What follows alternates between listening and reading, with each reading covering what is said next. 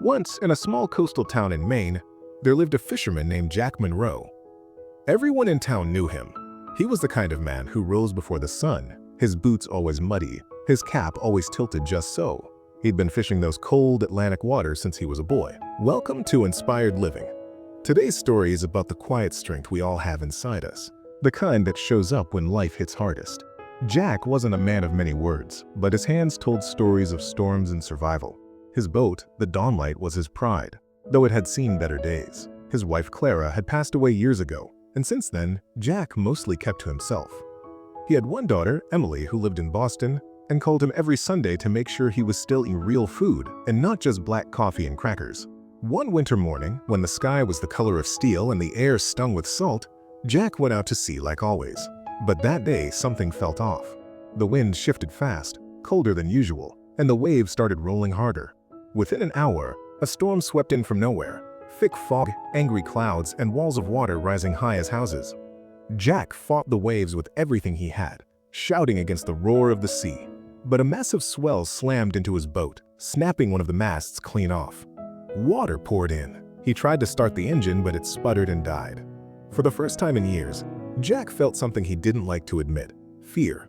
If you haven't yet subscribed, take a second to hit that button and join our Inspired Living family. Stories like this one are made to keep your heart strong when life feels rough. Hours passed. Jack clung to the side of his battered boat, waves crashing over him. His arms ached. His breath came in gasps. Somewhere in the chaos, he thought of Clara, her calm voice, her steady hands. He remembered how she used to say, "The ocean isn't the enemy, Jack. It's the mirror. It shows you who you really are." He looked out over the dark water and realized she'd been right.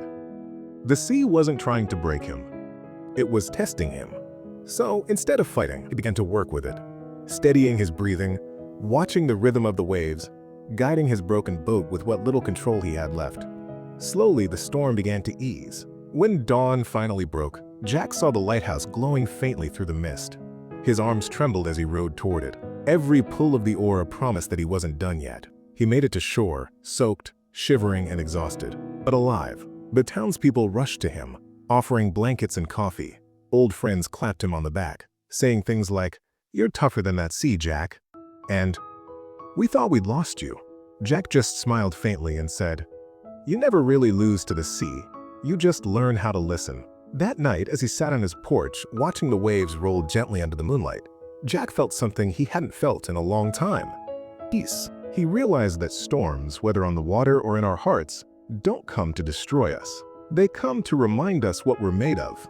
Sometimes we think strength means never breaking, but real strength is what happens when you do break and still find the courage to keep rowing. If this story touched you, take a moment to like, share, and comment your thoughts below.